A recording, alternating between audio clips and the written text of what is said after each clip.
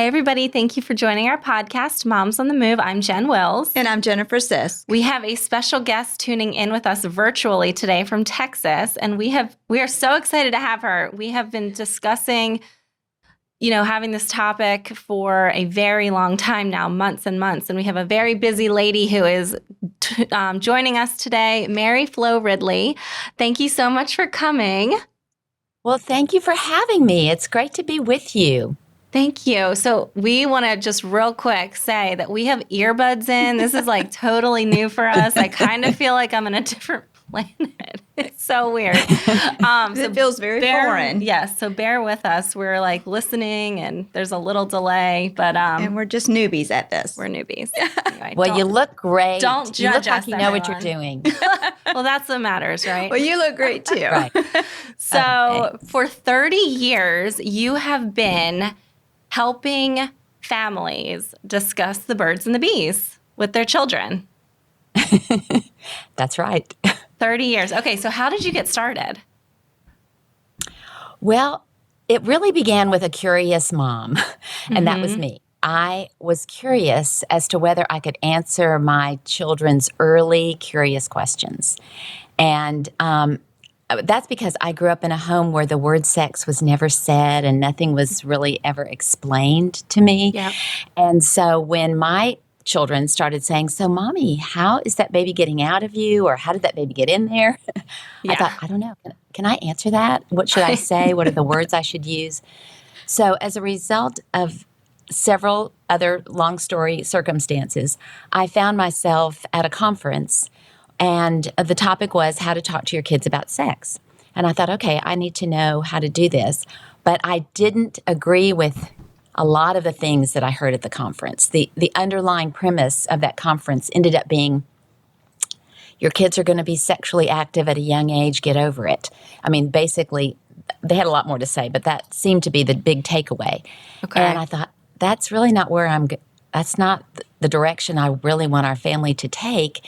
And so I came home from the conference and started doing my own research and talked to some pediatricians, talked to school counselors, church counselors, people that work with youth, and elementary school teachers, because there was not a book that I could find for answering those early questions.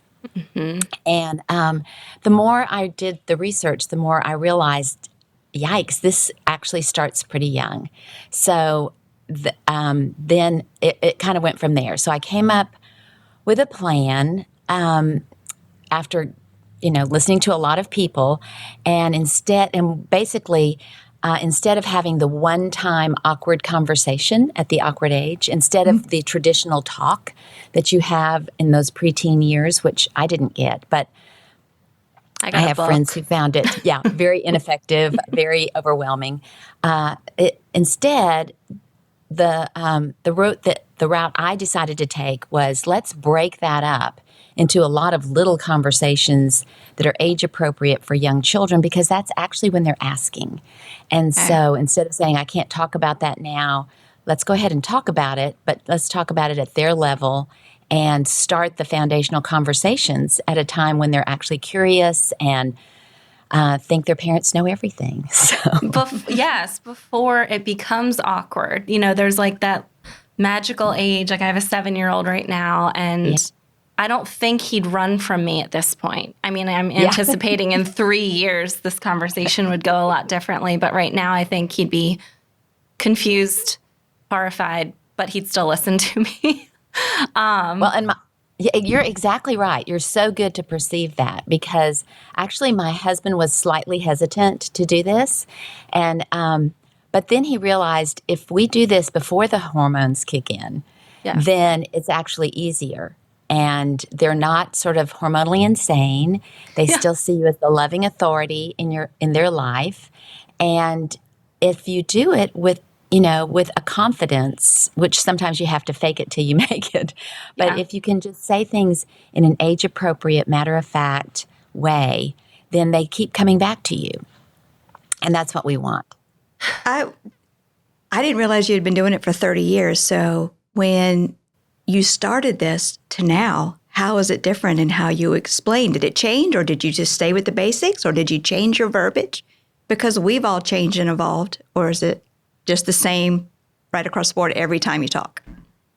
Oh no, almost every group I talk to, there's a part of it that's exactly the same because the biology hasn't changed. I've had the great opportunity to speak in other cultures. I got to even speak in Cambodia. Wow. But that's an entirely different culture. And so you have to approach it the way their culture approaches it, but the biology's the same. So that's not going to change. It still takes a seed and an egg to make a baby, and so or a sperm and an egg to make a baby. So there are parts of it that do not change, and there are parts of it that you have to adapt a little bit to your audience. I would say the two things. Well, there are several things that are culturally different now than they were in the 80s, but overall, I think parenting young children on this topic and the foundational conversations that we get involved with are pretty much the same. Yeah. It's kind of body parts, seeds and eggs. How do all living things reproduce? Just creating an atmosphere in your home where you see, oh, this is how two cats make a kitten, you're kind of starting with just the fundamentals, the foundations, the building blocks.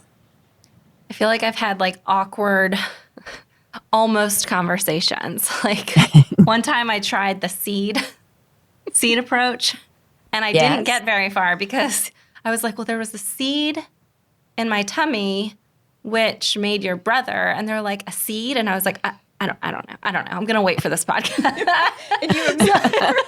I kind of made the decision I'm going to wait to talk to Mary Flo, and then I'm going to talk to the children when I actually know, because a lot of my friends have older kids by a few years. We had some trouble getting pregnant, so their children are somewhat older, and they were like, you have to have the conversation between 5 and 7, which is the exact age both my boys are right now. So I feel like we're at that magical window where I need to, but, again, I don't want to scar them and be inappropriate or say the wrong thing. Is there a wrong thing? Can you say too much? Well, I made mine nauseous, remember? You made yours nauseous. I made mine nauseous. Remember? When your period talk? Right. When mine were that 5 to 7 year age. And we talked about this on the last podcast where I was explaining it in basic terms, just very basic. And they were in the back seats in their car seats, even my 7-year-old, because he was still so small. He was in the larger one. And my youngest one said, Mom, you need to stop talking. You're making Michael nauseous. So however my approach was, I don't know that it was that effective because it made, my other one almost threw up. So, oh dear. Yeah. Well, maybe so we needed you. Yeah. So question the first basic question that I feel like most parents get: how is that baby in your belly? And go. And well, yeah. Now start recording. No. Yeah. Okay. I'm gonna get a notepad. Actually, I'm not here to sell a product, but all of these sample conversations are on our online course. Okay. Like it's basically word for word. And but if we start there, if we start with how did that baby get in there, then we're actually jumping ahead of what a lot of children ask first, and we're also jumping ahead of you getting ahead of the topic. Okay. So let me just give you a little bit of what we've learned through the years. And that is that first, really, this starts with you. And if you're married with your spouse, but it starts with some thinking. And it requires you to answer this very big question. So what is the main thing you want your children to know about sex if they're growing up in your family? And that takes a little bit of thought. That takes a little bit of analysis. Don't do it. It's special. That's a good one. I like your answer. It's special. With someone you love. You need to think before you do. Consent. I feel like I'm failing. Well, let me tell you, when Dave and I went through this process, I had a whole legal pad of things that I would hope they would learn from us as they grew up in our family. Like we wanted them to know all of these things. But Dave was like a marketing person at Southwest Airlines at that time, and he was for many, many years. And he said, Mary Flo, we cannot carry this legal pad around with us everywhere we go. And I want this to be something you could put on a billboard, just one sentence. So in this first step at the Birds and the Bees, we ask you to take a couple of weeks to think about, okay, what is the main thing I want them to know about sex? Consider that and write it out in one sentence. So do you want what direction do you want these conversations to go? Where am I going with this? When they grow up and they've lived in my house, what would they say was the main thing I taught them about sex? It makes a baby. That's kind of a big, that's kind of a big thing, but it's a way to be a proactive, purposeful parent instead of just reacting. Like right now, this is not a criticism at all, but what I hear you saying in these two scenarios that y'all were just talking about is reacting to their questions instead of having sort of a plan for, okay, this is where these conversations are going. And when we only react, then we're reacting to a word, we're reacting to a fear, we're reacting to an action or something they saw on a screen. And we are just, they're coming at us with something and we're reacting to it. And we're not really going in any specific direction, right? Right. Yeah, we're not steering just that. I didn't have a plan. Right. No plan.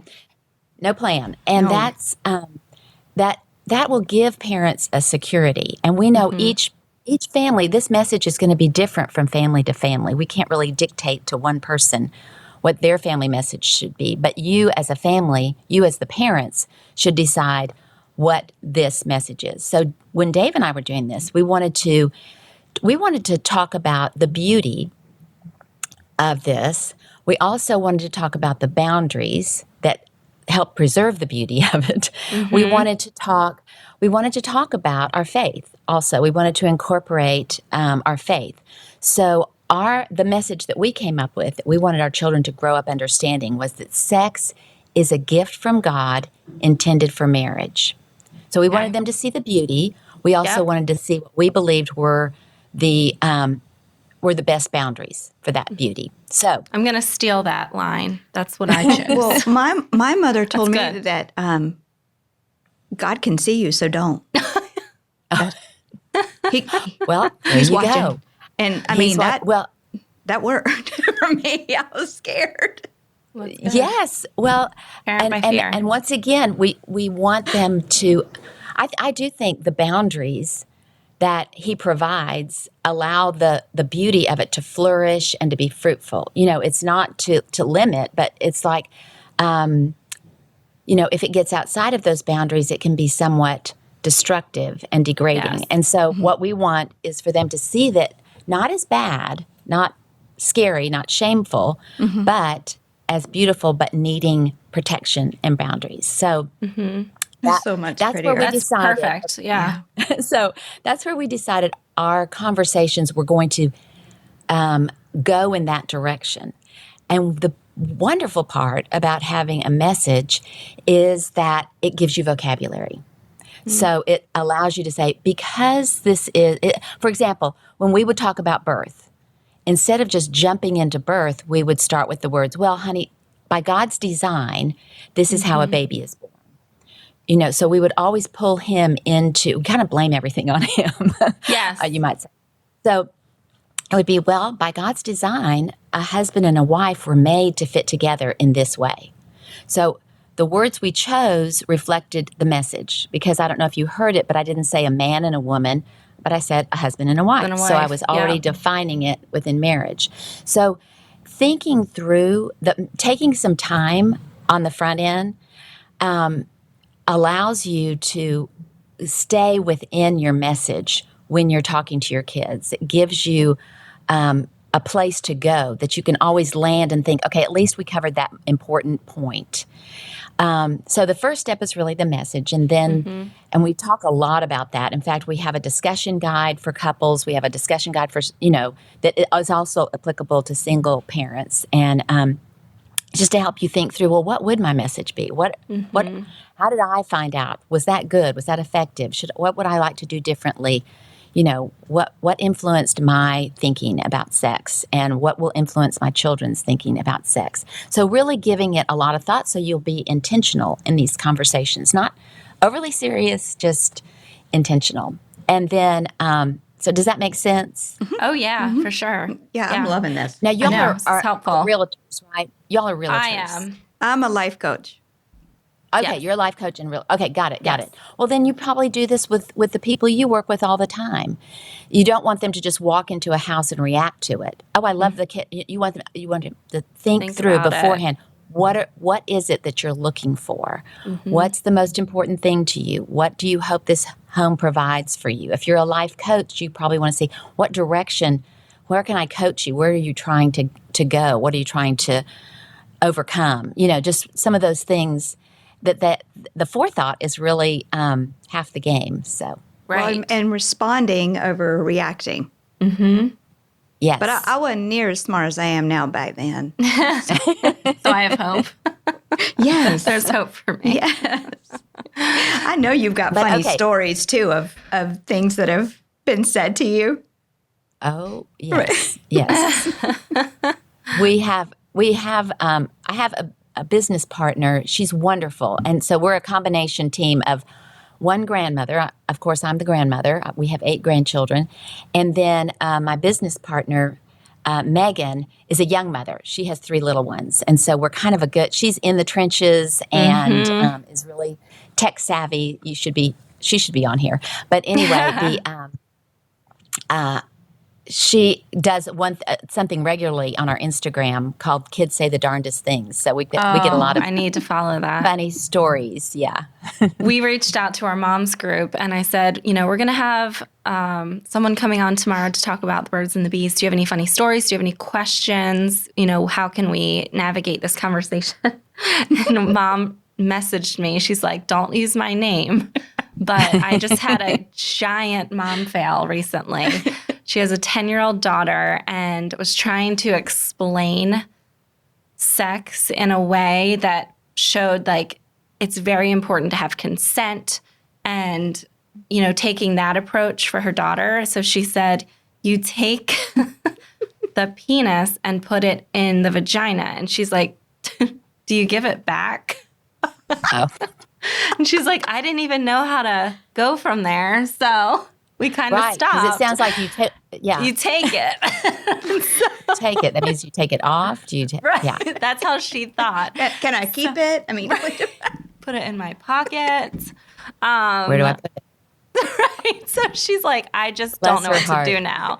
So again, I think starting early is ideal. And so, you start with your mission or message, what you want to call it. And then from there, do you go into like the basic body parts? Like, I know you're supposed to use the actual biological words. Right.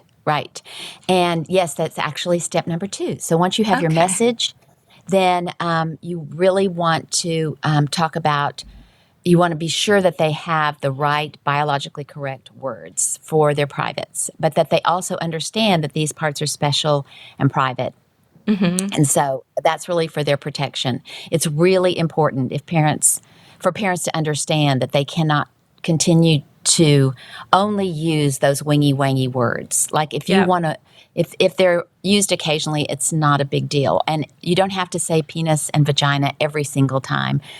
I know in public, we would use the word privates, and just in a polite kind of way.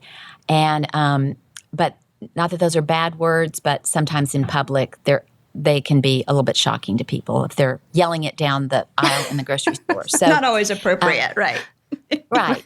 Yeah. And, but be sure that they do know those words. And people would tell you for their own protection and for their safety to know, no one else should look at them or touch them. You shouldn't look at other people's or touch them. And these days you also need to include no one should take a picture. Oh, wow. Okay. Didn't even think of that. That's new from many years ago to now. Yeah. Scary, Right. actually. Okay, so the Yes. words. Because children are very used to people taking pictures of them now. You know, they're just used to someone with a camera in front of them, and they're not snapping. They're just, you can't tell if someone's taking a picture. So Yeah, wow, you're right. That's super creepy, actually. yes. So, okay, so then the words, and then, so how graphic do you get with the next part? Well, actually, the next part, you're assuming that we would go to conception because biologically, we know conception comes before birth. But developmentally, children are usually, first of all, curious about birth and then curious about conception. Mommy, how is that baby getting out of there? Is typically the question you get first. How's that baby getting out of mommy's tummy is the question that dad gets. I've got that. So what we really want to do in that moment is to dazzle them. This is just a wide open opportunity to just blow them away with awe and wonder about the birth process, because the birth process has lots of vocabulary words they've never heard of, and it sets you up to look like the expert. It really sets you up to be the expert on something. So, sweetheart, you know what? It's amazing, but the baby is not in mommy's tummy. By God's design, there's a place where a baby grows, and it's called the uterus. Isn't that something? We don't ever talk about the uterus, but it's really important, because if it was just in the tummy, well, daddies have tummies, and tummies are where your food goes. That'd be so crowded and crazy if the baby was in there with all that cheeseburger stuff. So there's a special place where a baby grows, and it's called the uterus, and it's close to where the mommy's tummy is, and that's where the baby grows. So you start with the uterus, and then when it's time for the baby to be born, then the muscles around the uterus squeeze and push the baby out of the uterus through the birth canal and out a special opening between the mother's legs called the vagina. Now the baby's here. It's so great. And so, but the baby's still connected to the mommy by the umbilical cord. So the daddy or the doctor will cut the umbilical cord, tie a little knot. That's currently known as your belly button. But you don't stop there. You keep talking and go on to tell them that now sometimes a baby is inside the uterus and babies wiggle. So if they wiggle, then they're not going to come straight out that birth canal. So the doctor will know that, and he'll take his instruments and make a slit close to where the baby is, lift the baby out, and that's called a cesarean section. Such a long word. So we usually just call it a C-section. That's how your cousin Ella was born, and that's why her head is so pretty. That's why. So she's not a enamored with this. I know. So when can you come to my house to explain to my kids? God, mine are grown. I know. Well, honestly, that's fantastic. I feel like this is so incredibly helpful, because I'm in this stage right now. Completely. In the throes of it. I'm in the throes of this. Times 3. As you can already tell, I would have been like, the penis goes into the vagina instead of like, and I would have scared them. I made mine 6, That's so whatever. so much better to hear this. That was beautiful. Yeah. Well, but the thing is that we sometimes just cut it off short. Like we just say, oh, well, mommy goes to the doctor and the doctor helps her push the baby out. But we don't even start for where is the baby. Right. And that the baby actually starts out really super tiny. And so a lot of times that will lead to the question, well, then how did that baby get in there? Right. And so, but we're following their natural curiosity rather than our understanding of how all this starts. Okay. And so that's where you want to jump on the bandwagon with the birth story. It's a happy story. And I'll tell you this, you get to tell it lots, because they'll just think about that and come back to you and say, tell me again, how is that baby getting out? They just think it's amazing.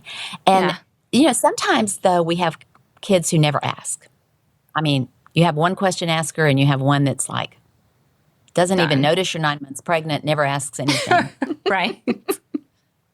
And so for those children, they don't get to miss the fun either. So what we suggest is that you take the reins on this a little bit and kind of push it along just a little bit. And the phrase that we like to put out there for you is, sweetheart, have you ever wondered, Maybe you take a meal to a family who has just had a baby, and you go in and talk to the mom and, bring the meal and bring the child that never asks with you. And then in the car on the way home, you said, have you ever wondered how that baby got out of there? I mean, last week we saw Mrs. Thompson and the baby was inside of her and now it's out. Have you ever wondered how that happens? And a lot of times the curious ones the quiet ones are just as curious, but somehow they just don't have the vocabulary to prompt the question. And I don't think it should be their responsibility. Right. I don't think we leave this topic up to them. So I think you can take the lead. I agree. Yeah. Especially, I just know like my little boys, they're not super interested in like the baby stuff as much as maybe like a little girl would be. You see them with their dolls and, my kids are throwing dirt at each other. Of course. So, yes, okay. Yes. So, but you can also, open their baby book. Oh my goodness, here's the day you were born. I want to tell you about that. You can they're interested in themselves, even if they aren't interested in other people. Okay. Yeah. Okay. So then after you talk about the birth and then you go to the conception part, how do you navigate that? Well, you navigate it once again by just the basic biology and the words that you want. You have to think it through. Like I actually remember sitting down, sort of writing it out, because like your friend who used the word, well, then do I take it back? Like you have to think they're literal. And so what words are, and actually, once again, like I'm not trying to push a product, but if you really want to hear like all the conversations that are possible, all the options and all the say it like this or say it like this, like we don't have time to do all that today. Right. But, I will give you a basic fundamental, but it can be done in layers is what I would say.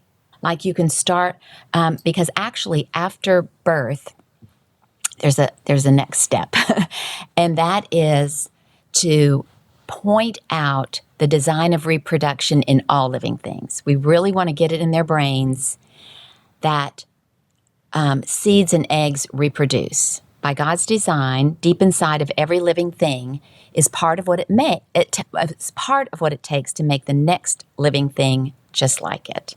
And so it's really foundational that they understand that. So then it's not illogical that inside the husband there's a part and inside the wife there's a part.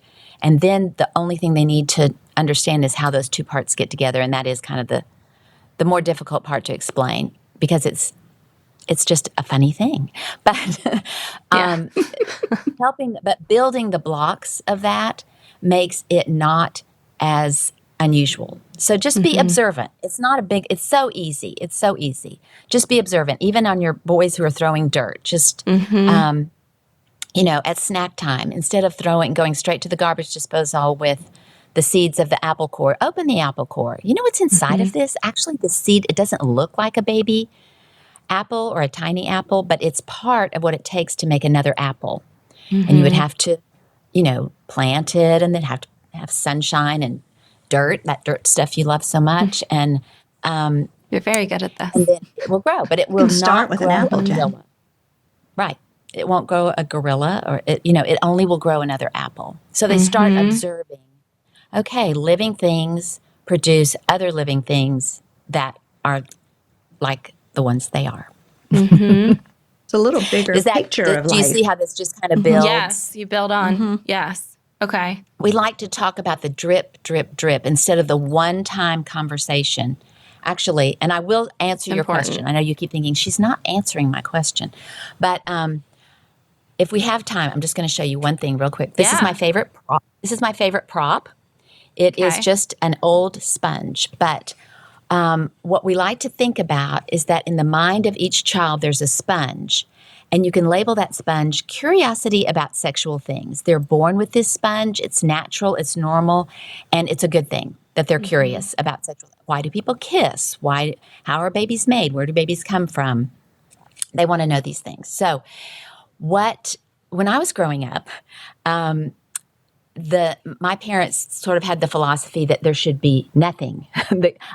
As your parent, I'm going to protect you from hearing anything Right. about that. And I do think it was a loving, protecting motivation that they have. I don't think they were trying to do anything bad. I think just the way it was in the 50s and 60s, that's just the way it was. So, but now we know that the greatest protection we can give our children is for us to fill that sponge. And Instead of so, like outside sources. outside sources, something will fill this sponge. Someone, something, somewhere. Siri. We don't want Siri answering that question. So, but also then, and after the time of protecting it, being sure nothing got in that sponge, then there was an era, of course, the talk, it's still very strong, where you just take the whole picture of what you want them to know, and in 20 minutes you pour it on the sponge, and, that's it. You've had the talk, check it off. You've done that as a parent. But the thing is that it's very shocking, it's very ineffective, and nothing much is absorbed. Yep. But at the Birds and the Bees, we have a different strategy. The strategy is drip, drip, drip. Lots of little age-appropriate conversations. And so it can be absorbed, it can be considered, it can really stick with them. And so the good thing is once you have a full sponge, you've got all these questions answered at home, then you go out into the world and this sponge goes with you. And if you hear a different message than you heard at home, what happens with a full sponge? You hear it, but it kind of rolls off. Yeah. It doesn't get absorbed as the power of the first impression, right? Oh, I love that. That's good. But if there's nothing there, if it's a dry sponge that you send them out with, then the first thing they hear, that gets absorbed. I guess that's what sex is. I guess this is what this is all about. I guess this is how this happens. And so it's our privilege as their parents to take the time and forethought, instead of just reacting to what they're getting in their sponge of how to react to that, for us to fill the sponge. And so doing that is just one of the biggest and most profound and life-lasting things that we do for our children. So it sounds like a heavy thing, but if you break it up into little pieces, it can actually be very easy. And it gives them that comfort too. You're not freaking them out with one big conversation. It kind of opens dialogue a little better. Exactly. And little and pieces they'll think parts. about it, and they'll come back and ask you another question. But they're coming to you because even if you don't know exactly the answer, even if you go, well, I need to think about that. I'll find out before bedtime tonight, and I'll let you know. So let them know that this is you go to them with things you want to talk about. They come to you with questions. You come to them. It's just a back and forth. There's just too much information to be covered to have it all be in one conversation. And it's also, then you think, well, I've already done that, and I guess I didn't do well. And we do a lot of circling back. We say, just circle back. Like, if you don't like the way, I know many times as a parent, I would say, I totally blew that. Like, I meant to say this, and I kind of said that. I don't think they have the right idea. So I'd go back and say, can I try that again? You asked a really good question, and I feel like I wasn't ready for a really good answer. So can we start over? Because I'd like to say that again. And they never said, no, sorry, you got your one chance, you missed it. Try again. You failed, Mom. Yeah. They kind of want to, they're fine with that. They're very gracious about it. So It was awesome. I know. So the next step is conception. And like I said, this can be done with a very young child, just in very simple terms. But you take the vocabulary of your message and you take the basic biology and you go from there. So as you might remember, our message for our family was sex is a gift from God intended for marriage. And so when we got that question from our second born at a very young age, I thought, oh, maybe she won't ask. Maybe I didn't make it. Maybe I can pretend like I didn't hear it. That's what I've done. She was our question asker. She was very persistent. And so finally I thought, you know what? I know she's going to ask the checkout lady at the Harris Teeter if I don't, Right. if I don't answer, she's going to find somebody else who will. And so I didn't give her a lot of information, but I just said, sweetheart, by God's design, there is a seed inside of daddy and an egg inside of mommy. And as a husband and a wife, he made us to fit together in a special way so that the seed that's inside of daddy meets with the egg that's inside of the mommy. And those are the parts that God uses to start the baby. That is perfect. Look at you. I just love it. Love it. Thank you. So much. This. This was Moms like are gonna so love this. incredibly helpful. Real quick, just because I know we touched on the age, what is and I know every child is different, but what age approximately do you always recommend having this conversation? Well, that is one of my most frequently asked questions because moms want to, they don't want to be too early, they don't want to be too late. But your children, okay, I don't want to take up too much time, but let's think about this. Your family is the age of your oldest child, and everyone else just keeps up. Oh, yeah, And you're right. so when your 7-year-old goes to school, he's going to school with other 7-year-olds, but they're not all the same. And this is not a slam on those other 7-year-olds because they're just as loved as your firstborn. But when your firstborn goes to school, he goes to school and nothing in his world is out of the realm of a 7-year-old. He watches 7-year-old TV. He tells 7-year-old jokes. He thinks they're hilarious. He, as a newborn, he had the blackout curtains, the sound machine and 10 cameras on him, swaddled, all of those things. Like that's a firstborn's life. He has organic food. He could be a docent at the museum, right? He has a firstborn experience. But he's sitting next to a precious and just as loved child who's the youngest of 4, who has a 17-year-old brother. I never thought about this. Yes. Yeah. That's because I have a 2-year-old boy too, and God bless and he his does friends. everything the 7-year-old does. Yes, right? He tries to keep this up. This is already. reality. It's so true. Yes. This is reality. And so when that 4th-born child is sitting next to a firstborn, this 4th-born who has a 17-year-old brother is bringing all of his knowledge, and he thinks all 7-year-olds know this. And so the things that he knows, that he's experienced, he's sharing with the firstborn. So what we do is encourage parents to see that reality and to get ahead of it. And so in your mind, it may sound young to start early. But that's why we say don't make it just a one-time thing. Just start early and keep talking. Drip, drip, and drip. So, yes, when they're potty training, they're learning their body parts, when they're really little. As I almost want to put this class in a newly married, teach it to the newly marrieds because they need a lot of time to think about, well, what will our message be? Because you grew up thinking this way, I grew up thinking that way.